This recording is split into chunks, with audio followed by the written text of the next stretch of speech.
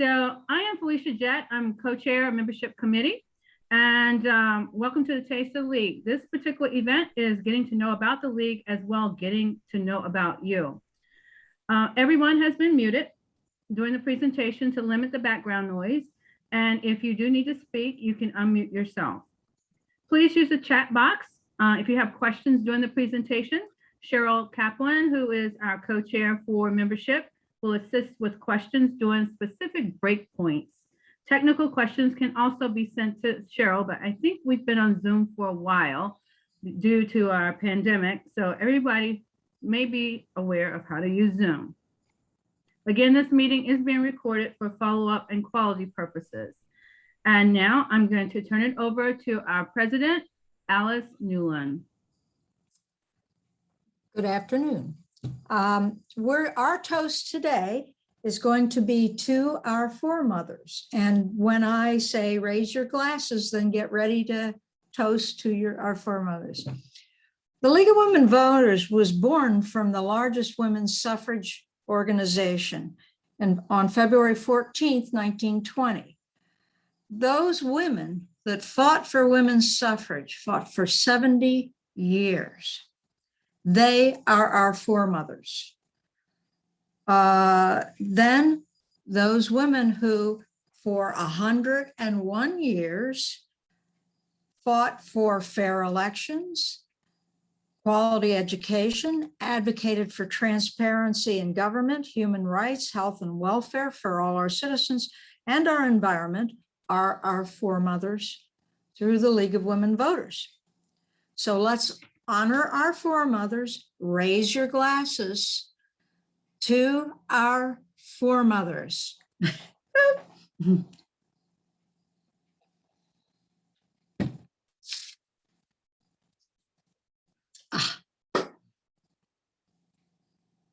Off to you, Felicia. You're muted.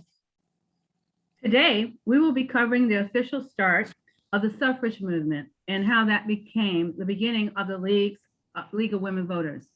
And this covers about 70 years. And then there's going to be a break for questions and input from you and your relationship with the League, led by Cheryl Kaplan. In the second half, we'll be covering the 101 years of the League's existence. Again, we cannot begin to capture everything in the depths of the story of this history, but we will briefly cover the League's accomplishments on the national level as well as the few famous League members.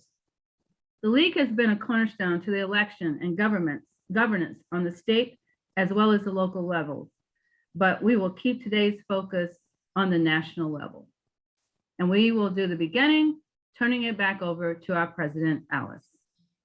Okay, I'm going to do a screen share here. Oh dear, started that one. I'm going to have to, come on. There we go. As Felicia said, we're going to do the beginning of the suffrage movement to the League, then the League accomplishments by decade, and our famous League members. So as you can see from this, there's pretty much a straight line from Seneca Falls, the official start of the suffrage movement, through the major suffrage organizations, right up to the League of Women Voters being formed from the largest suffrage organization.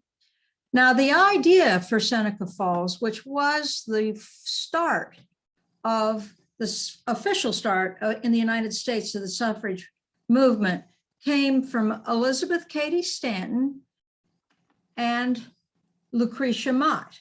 In 1840, they were attending and Elizabeth Cady Stanton was on her honeymoon. They were attending an anti-slavery convention in London. They were not allowed to be seated as delegates, and they had to sit in the balcony to watch and not speak. This obviously started them thinking about how to start getting women's rights. And Elizabeth Cady Stanton particularly opened up on this one. So they conceived the idea of having a convention and to demand women's rights. So this convention was, they presented a manifesto called the Declaration of Sentiments, which listed all the women's rights that they wanted to have for equality, the most controversial being the right to vote. That was brought around by, so it was signed, and that was the start. After that, there was convention after convention for a while, and suffragists going out to present. So, wrong way. Susan B. Anthony was not at Seneca Falls. Susan B. Anthony and Elizabeth Cady Stanton met several years later when Anthony was in Seneca Falls for another convention, and the two hit it off famously. Those two worked on suffrage their entire life. The personalities could not be more different, but they were joined at the hip, and they were famous for their devotion to each other and to women's rights. Now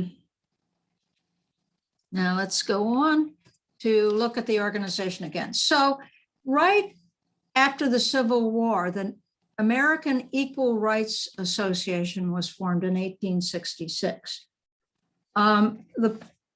There became a split within the suffrage movement right after the Civil War, because the Republican Party, that was the controlling party at Congress right at that time, only wanted to give suffrage to African-American males. And these women that had been working for the last, basically 20 years to obtain the vote, Susan B. Anthony and Elizabeth Cady Stanton said, women don't get the vote, nobody gets the vote additional. Whereas there was another group with that felt that, go ahead, we've worked so hard to end slavery, let the men have their hour, and the women can have their hour later. This was, I'm having a momentary lapse here. This group was, I'm trying to come up with her, Lucy Stone and Julia Ward Howe were the ones that were in the other ones. So the movement split. So the National Women's Suffrage Association, that had Susan Anthony and Stanton were in that organization. The American Women's Suffrage Association, so the only difference in the names was between American and National, had Lucy Stone and Julia Ward Howe. So as time went on, feelings mellowed a little bit, and Susan B. Anthony was getting a little older, and she pushed to have the organizations merge back, which was really difficult to do, but she managed it by hook or by crook back in 1890. So it's back to one organization, and they just put the two names together and came up with the National American Women's Suffrage Association. So rather than me saying that long name every time, I'll just say NAWSA. So as Anthony is aging, she needs a successor. And so there just happened to be a perfect one come along. Carrie Chapman Catt grew up on a farm in Iowa. When she was 13, wagon came around to pick up her father, who was a farmer. Her mother was educated. And she said, what's happening? And she said, well, they're going to vote. And she asked her dad, why isn't mom going to vote? And it's, well, voting's too important to leave to women. This didn't suit well. She wanted to be a doctor. She did go to the University of Iowa and joined the debating team. They said, fine, you can research, but you can't talk. So she set up a women's debating team. After college, she taught, she became superintendent of schools, and then ended up marrying and going to California. 1 year later, her husband died. So she did some writing in newspapers, and then came back for a visit in Iowa and met her husband. She said, yes, she'll marry, but I want to keep my own name and I want to work on my own things. And he agreed and said, 4 months a year, you work on your own stuff. So she was highly organized, very politically astute. This Susan B. Anthony spotted her and said, I want you to be my successor. So in 1900, Carrie Chapman Catt, who also happens to be the founder of the League of Women Voters, became president of NAUSA. Now, as this moved on a little bit, another person came into NAUSA, Alice Paul. Alice Paul, we are talking about two different personalities here as well. There's a big age difference between the two at this point because we're in the early 1900s. Alice is quite flamboyant. Carrie took the suffrage movement in this organization away from being radicals and looked down on, and courted women of substance that would be that. So Alice did anything, parades, and she also had, during World War I, she had women every day, rain or shine, out picketing the White House. Carrie Chapman Catt had the different philosophy. Her philosophy was, let's show that even though she was a pacifist, let's show that we're good citizens. So let's help the war effort, make bandages, send packages, help the sick. And hopefully after the war is done, she can turn that in and get the vote. These picketers in front of the White House, they ended up being arrested. They became, there were parades with riots breaking out. When they were arrested, they wanted to wear their street clothes, claiming political prisoner. And then they went on a hunger strike. When they wouldn't do that, they were force fed. And then on a night of terror, they were severely beaten and abused. Some of them had their hands tied above their head with handcuffs. And some of these women were from wealthy homes. So inadvertently, between Alice Paul and Carrie Chapman Catt, they had set up a good cop, bad cop type of scenario. So that although they detested each other and it was known by everybody, when this happened, Carrie Chapman Catt goes in, and she had a working relationship with Woodrow Wilson, who was opposed to women's suffrage. That in 1917, the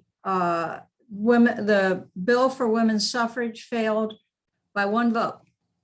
And then all this happened with the prison, and she went into Woodrow Wilson and she said, you know, we've been good citizens, now's the time, and this is not going to go away. This is really bad publicity for you to have these women abused. So he went before Congress and said that he supported women were good citizens, they should have the right to vote, and these suffragists had nothing to do with it. So then it went to the states for ratification. The number of characters that worked on this and their stories are absolutely amazing. And this is just the tip of the iceberg. So you have, for instance, a freed slave that worked both on anti-slavery and on women's rights. She had a very famous speech, Ain't I a Woman? You have an intellectual, you've got a minister, you have a man that wanted so badly to have Lucy Stone marry him because she had devoted her life to suffrage that he said he would devote his life to suffrage as well. They had a prenup. She got to pick when they had children. So anyway, you have Ida B. Wells, who was a pioneering journalist, worked for suffrage, worked to expose the lynchings, and was one of the main forces for the great migration of Blacks out of the South. She moved to Chicago, and there's an Ida B. Wells Boulevard there. A publisher, self-made, sort of Cosmo type, and her money went to Carrie Chapman Catt when she died, what came right towards the end, which they needed that for that final push. So all these people and many, many more, there are so many wonderful stories here of the work that these people did and how they helped move suffrage forward. Yes, a socialite, very famous and infamous. So the 19th Amendment passes, and it's the right of citizens of the United States to vote shall not be denied or abridged by the United States or by any state on account of sex. And it was ratified in August 18th, 1920. So we've gone now into, now if you notice the date the league was founded, it was founded on February 14th, 1920, which is very unfortunate because you're celebrating it on Valentine's Day. And Susan B. Anthony's birthday, by the way, is the next day. Well, Carrie Chapman Catt felt that the 1920 election was coming and you had 20 million women who could potentially be voting. They needed help. They needed help understanding how to register, how to pay a poll tax, how to evaluate candidates, how to look at a ballot. And she said, the League is a mighty experiment. No one could tell in which direction its evolution would go. And it is amazingly similar today to when it was founded. And we're going to see that. So here is the League's mission that was set up when it started and is still our mission today. The League of Women Voters, a nonpartisan political organization, encourages informed and active participation in government, works to increase understanding of major policy issues, and influences public policy through education and advocacy. So you see the government, increasing understanding, education, advocacy. We were from the start doing advocacy. Our definition of nonpartisan is very particular. It neither supports or opposes candidates or political parties. Sometimes you'll hear people say, oh, you know, you're being political. Well, yeah, the League of Women Voters is a political organization, advocates on issues, select policy issues after careful study and consideration by its members. Here is the first board. Maud Park became the first president here. Carrie Chapman became honorary president for life. She moved on from that point to push for women's suffrage around the world and also push for the League of Nations and for world peace. In 1973, this is a period where the League was pushing very hard for the Equal Rights Amendment. as part of that and that examination, they looked at the league only accepting women and said, if we are asking for ourselves to have equal rights, we need to give men equal rights within the League of Women Voters. So in 1973, the league accepted men on an equal basis, and we have men in the Manatee Board, the Florida Board, and the National Board. So they're there. So that's taken us up to the point where the league was formed. Are there any questions? Alice, yes, there are. There are a number of questions in the chat box. And Okay. this is Cheryl Kaplan, and I'll point out a few of them. Okay, I'm going to stop the share, and then if we need to go back, well, I'll go back. All right, thank you. The first question is about this actual recording. Will the recording of the tapes be posted and available for viewing? One of the healthcare committee members couldn't attend because of Yom Kippur. So the answer to that is yes, correct, Felicia? Well, what we'll do is actually maybe anybody that's registered, we'll send out the link to it, because we probably won't post it on our website like we do on Hot Topics. Yeah. All right. Next question came in. My question is, can I post remedial journalism about the Riga debate scam that took over for the LWV on debates in a fit of embarrassing butthurt after H. Ross Perot beclouded the ruling duopoly? I misspoke. I meant be clowned. But anyway, I'm that snarky libertarian whose comments were getting deleted. Hello, whoever deleted my comments. I deleted your comments because if you note from the presentation, we don't support any party or any candidate. To put this wasn't about that. This wasn't about a party. This was about the debate scam, which also included the Green parties, excluded, excuse me, the Green Party candidate, and my remedial journalism showed that. By the way, my remedial journalism was better than all the journalism of all the media combined, and I did it in a meme while stoned and drunk. So I'm sorry to be so snarky, but I've been silenced for 20 goddamn years, and I'm tired of this bullshit. If the Democrat Party could have 9 people on stage, the whole country could have 4. Damn it. Thank you for attending my TED Talk. Okay. All right, James. All right. Okay, thank you. But let's go on with the questions that pertain to tonight. Yeah. And James, thank you for your attention. There was a question about the poll tax. What was it? And how did that work, Alice? The poll tax, this was something that came in the South, so that you would have to pay to vote. And it was really a method for decreasing the vote from the African-American community. And eventually that was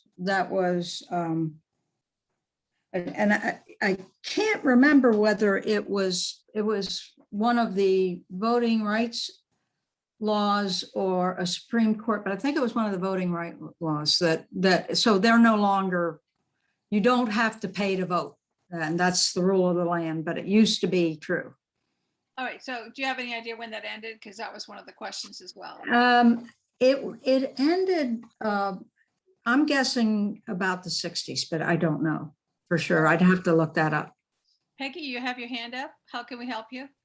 I want to know, when did the league become diverse? I mean, when did the first Black become a member of the league, or when the suffragists, when the women could vote, when did Black women get to vote? Well, that's a complicated question because, as you know, there and it's really complicated because there were attempts at certain points by certain people, like that Alva Vanderbilt Belmont tried in the the National American Women's Suffrage Association, she tried to bring Black women into that and was gonna, she's filthy rich. And then the buildings, she would invite them to tea or something like that. And the buildings would say, we will evict you if you let a Black person come in here. And so the Black, there were very strong Black women's suffrage organizations on their own. And they rolled in, actually some of the same people started the NAACP, Terrell. And so in terms of when, I really don't know when they came into the League of Women Voters, because I don't think there was a prohibition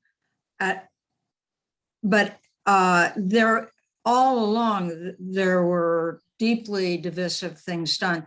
So for instance, in that infamous parade, the Southern groups of the Suffrage Association, this was, I think, about 1910, said they would not march if there were any Black women in the march.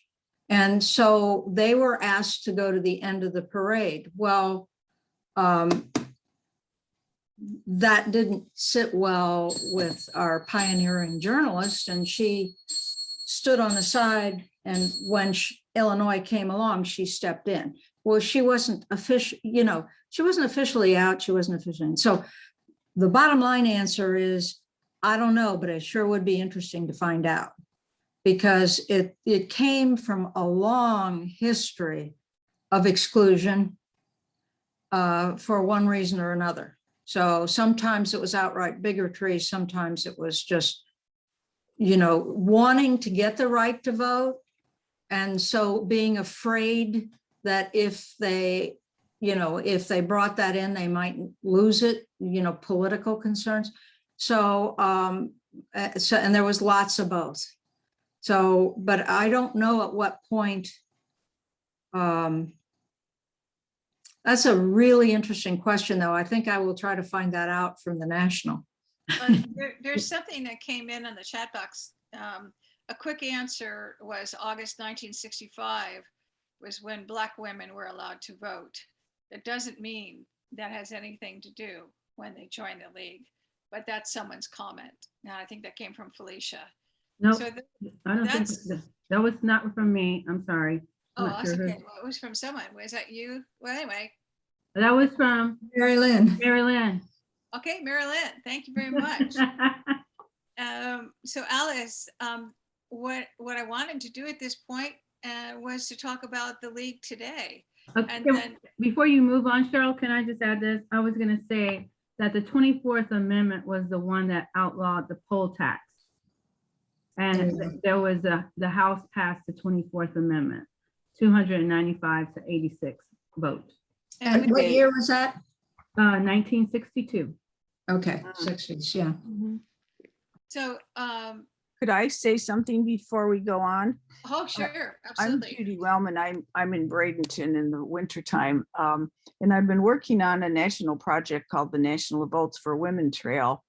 And the Pomeroy Foundation out of Syracuse, New York, is putting up over 200 historic markers relating to sites relating to women's suffrage. And the state coordinator for Florida is a woman named Killian O'Donnell from Clearwater. And she has done an amazing job. And I think she's found 13 historic sites in Florida relating to Black women. And the first Black woman's marker was for Mary McLeod Bethune, and it just went up last month, but there's several more.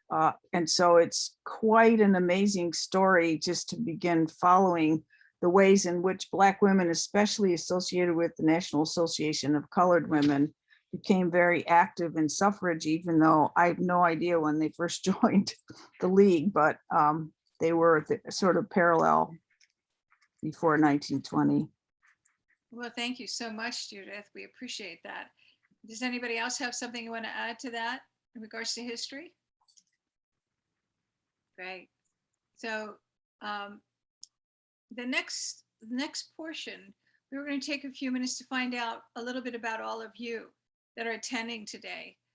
And because it's all about the league today, and then we'll go back and we'll include Alice and we'll talk about some more historical things. But the league today, you are the center of the league today, each and every one of you. There is no league without you. And some of us are active members, some of us are not so active, and some of us are new members. So what I'd like you to do, if you would take just a moment, is in the chat box, if you are a member, share with us how many years you've been a member of the league.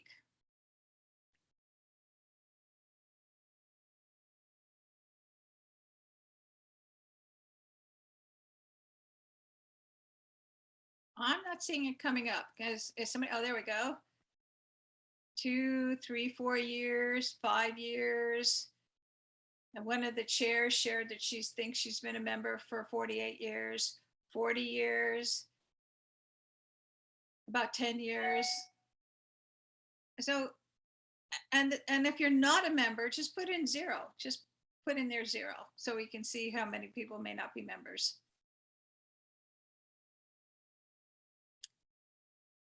Great. For me personally, it's not how many years you've been involved. It's really what drove you to become a member and what inspired you and what motivated you to join the league. So at this point, if you're comfortable with it, I want you to raise your hand and I'll call on you and share with us why you joined the league. Who would like to start? Cynthia Watts, if you unmute yourself, we'd like to hear from you. Thanks, Cynthia. I decided to join because of the politics of the 2016 election and how strongly I felt that I needed to really become a member and know what was going on through the league, which I really learned a lot. And also just to be able to push forward once we got Trump out of office. Thank you, Cynthia. Does anybody else want to share what inspired them? Yes, Ruth. Would you unmute yourself? I was invited to a league event by Janet Davis, who is on the call, and I was very impressed with the speaker at the time at that event.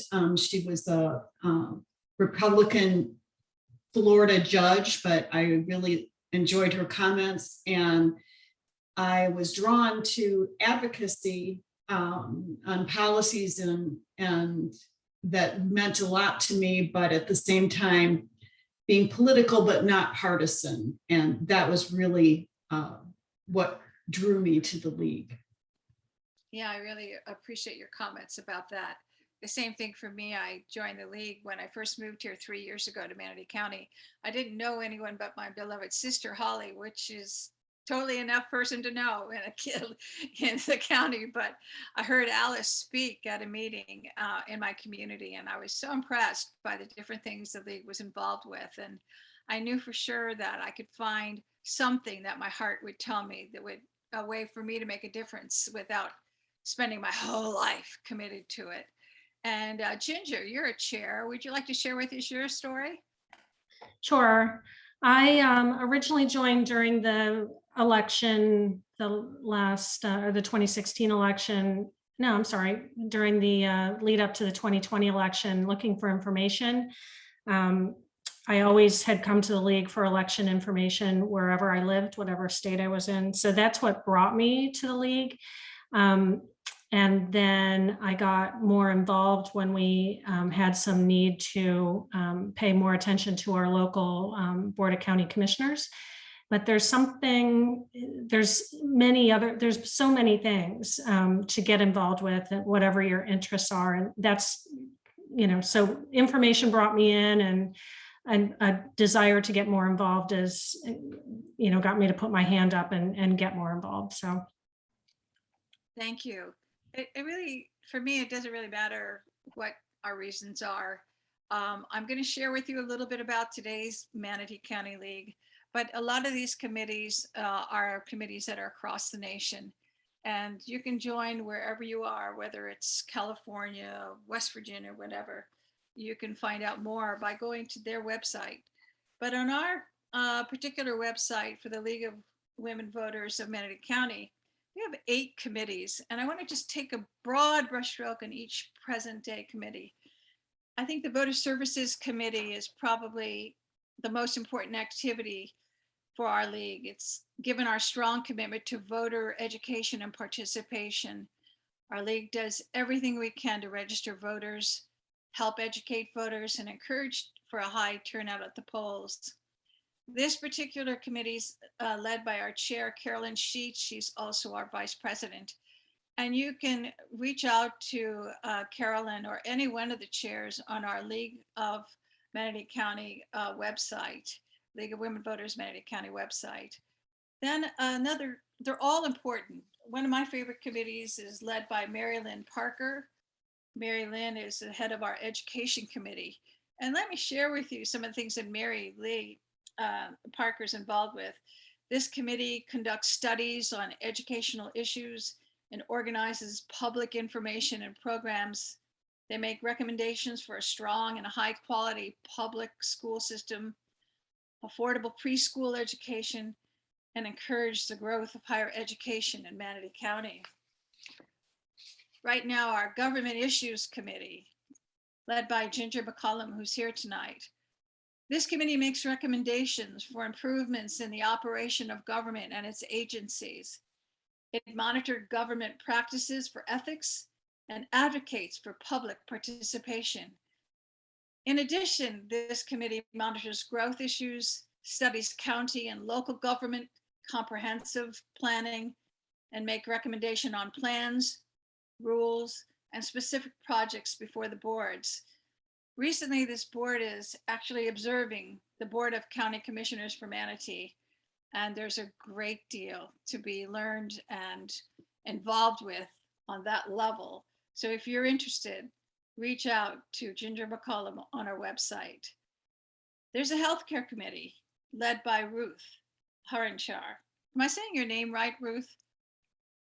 All right, raise your hand. All right.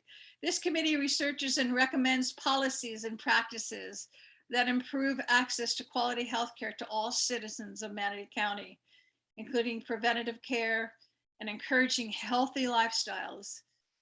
They participate in local and collaborative efforts. Social issues. Helen Anderson is here tonight. She's one of the chairs of this remarkably new committee for our team of women in Manatee. Members work on social issues affecting the citizens of Manatee County: diversity, homelessness, poverty, racism, jobs, crime, drug addiction, teen pregnancy, and gun safety. They collaborate with other community organizations to achieve their goals. If any of those topics sound like something that you have a passion for, please do reach out to Diana Shoemaker and Helen Anderson. I mean, there's several other organizations, or other committees, but I want to close with the Natural Resource Committee. So many of us are super concerned about our future and our climate here across the world, across the nation, particularly Manatee County, where we have so many beautiful natural, well, oceans, trees, resources. So the Manatee Natural Resource Committee, Manatee County's environment, is the cornerstone of our health, economy, and enjoyment of living in Manatee County. These committee members work to protect and improve and protect our natural resources, such as water, wetlands, mangroves, seagrasses. They also promote land preservation for wildlife, recreation, and expansion of clean energy. The chair you can reach out to right on our website. There's just, you name it, you can have it. And we want you to consider joining one of our committees and having your voice heard. But I want to close with a question for all of you. It's important for us to have a future as a league, and our committees, although they're on the website, maybe there's something you want for sure to have us to review or to discuss or to have be a committee itself. Maybe you want to lead a committee.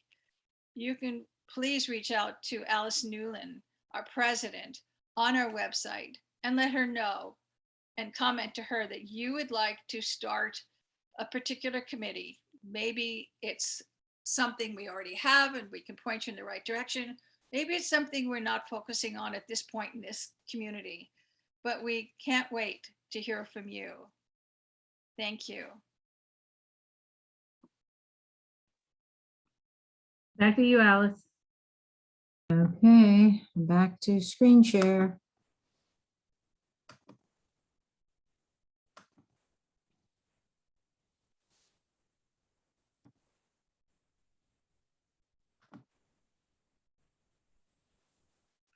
Okay. This is the first platform of the League of Women Voters. This was in 1920. And you'll note the topics are remarkably similar to the types of topics we have today. Public health, women in gainful occupations. Now, there's one strange one down here, independent citizenship for married women. This is the platform and easier to view. Believe it or not, in 1920, if a woman married a foreign man, she lost her US citizenship. If a man, an American man, married a foreign woman, she gained US citizenship. Whether or not she could even speak English, she had ever even been in the United States, she became an American citizen. So the highlighted ones are one I'm going to talk about where the League did get they lobbied and they got it done. So on this particular one, it was changed by the Cable Act, also known as the Married Women's Independent Nationality Act, passed in September of 1922. Now, taking those top two, in 1921, and actually one of our famous women we're shortly going to come to was the only woman in Congress at the time, and she pushed this one forward, the 1921 Shepard-Tower Act.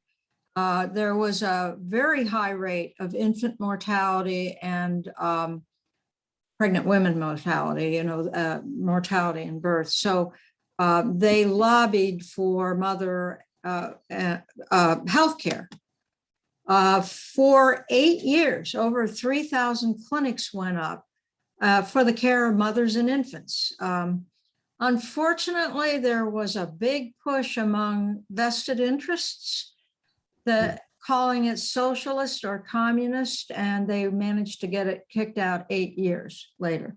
For those 8 years, we're still fighting for this, but for those 8 years, healthcare for mothers and infants were covered in the United States, and it made a huge difference in infant mortality rate and childbirth. Also, prohibition of child labor. During the suffrage movement, one of the organizations that fought for women not to have the right to vote were industry. And the reason that industry did not want women to have the right to vote is exactly this. They knew women would lobby to have child labor outlawed, and they liked the cheap labor. So this in the Fair Labor Standards Act of 1938 made it illegal to hire anyone under the age of 16. And for hazardous types of jobs, they had to be 18 or older. So these are some of the ones that were passed in the 20s. We're going to look at by decade. So in the 1920s, in that original platform, it had talked about merit-based civil service. we got that through in the 30s. It was support. We also, for the first time, supported an economic issue other than, the cost of food and housing.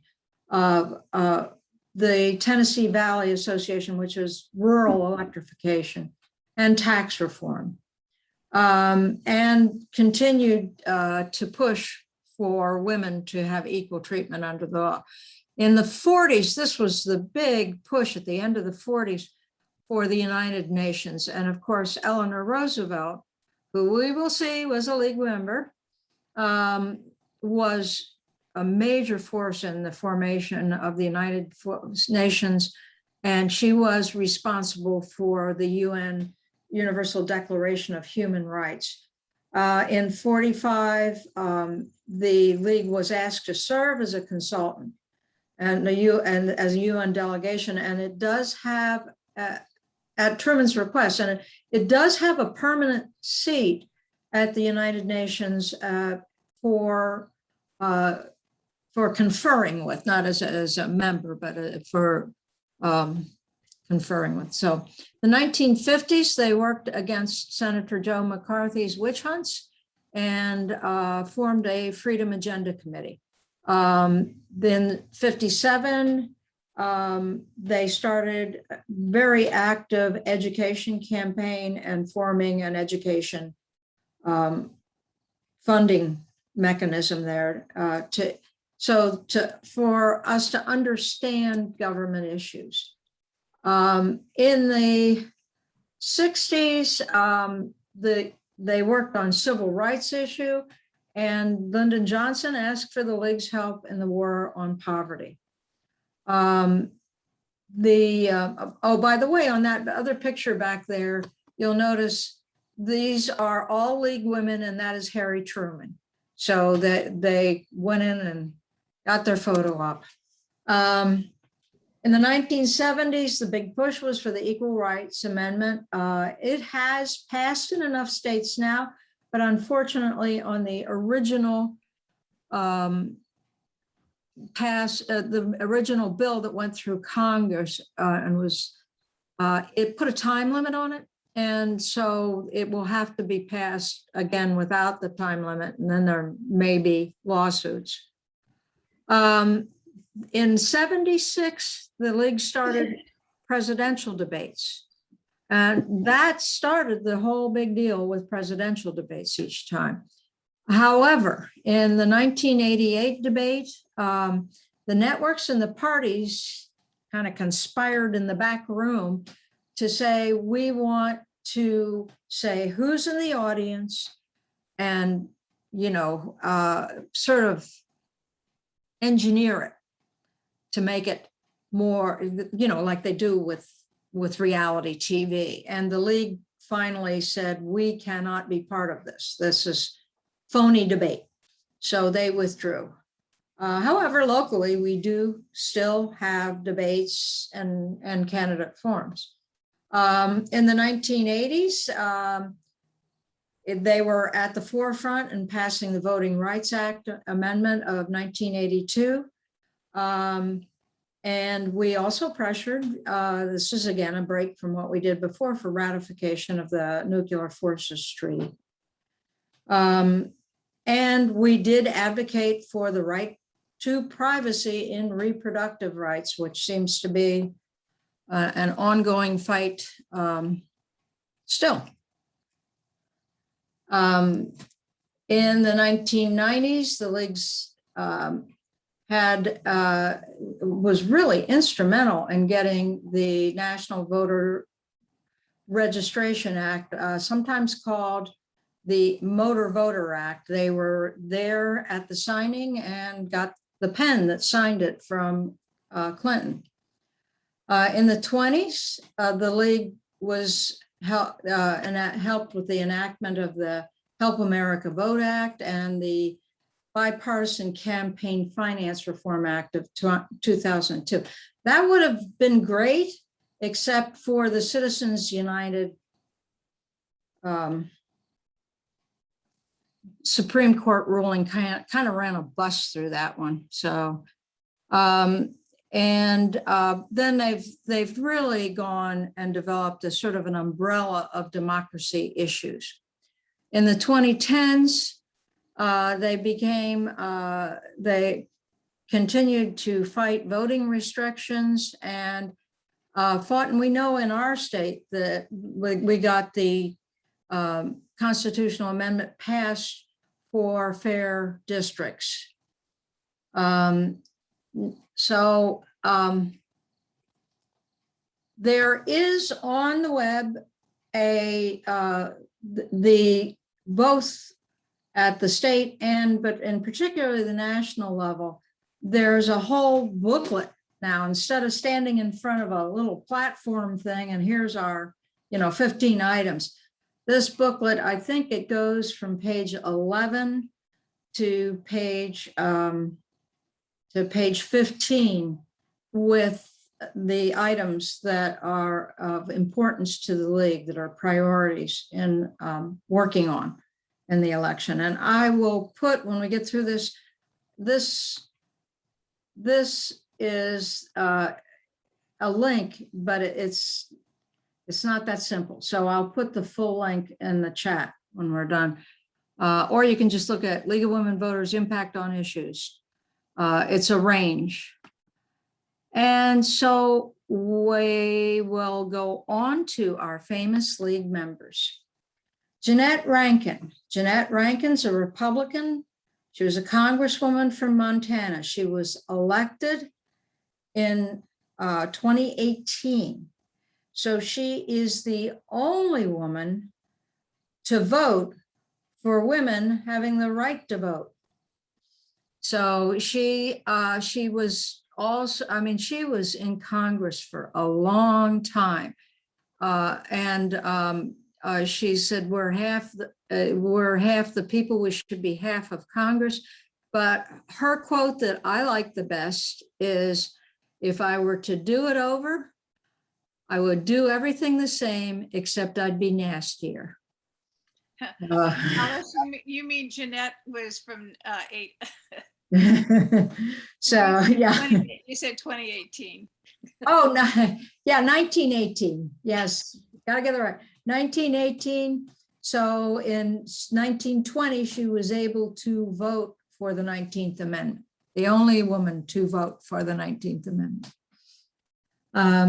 Eleanor Roosevelt was a very, very active league member, and promoted it for women, feeling it was really something that women could go to and learn leadership skills and learn a lot of self-confidence in doing that.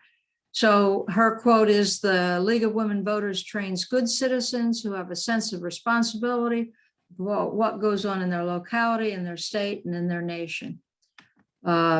Shirley Chisholm, she is the first Black woman to run for president. She was a congresswoman. She was a league member. She said, if they don't give you a seat at the table, bring a folding chair. Lady Bird Johnson is a league member, and she spoke frequently at different league events. She said that the league's work was a major influence on Lyndon Johnson. She said Lyndon's own determination to give women a better break in government. Betty Ford was a strong advocate for the Equal Rights Amendment. And when it did not pass, she said, I don't accept the ERA vote as a loss. We simply haven't won yet. And I think that's true.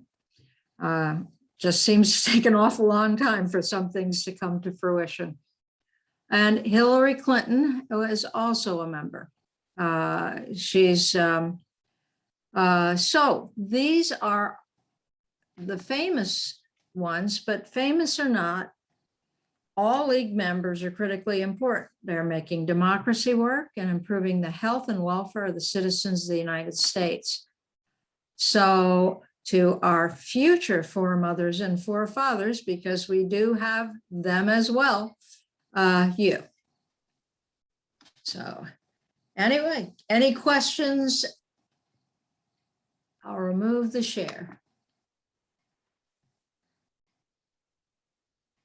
Okay, we have about 2 more minutes. So is there a burning question out there? Thank you. Yeah, thank you, Alice, for a great presentation. Is there anything in the chat that we need to address? I know we have a lot of comments.